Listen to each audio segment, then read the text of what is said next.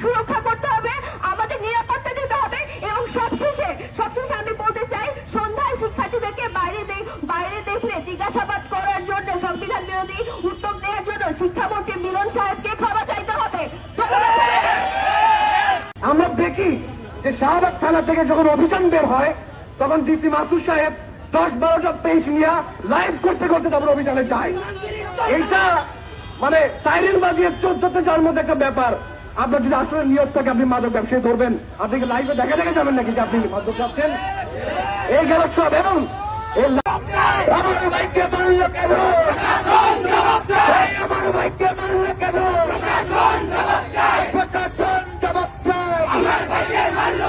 শাহবাগ থানা জবাব চায়। আমার ভাইকে মারল কেন? প্রশাসন জবাব চায়। এই শাহবাগ থানা জবাব চায়। ধন্যবাদ।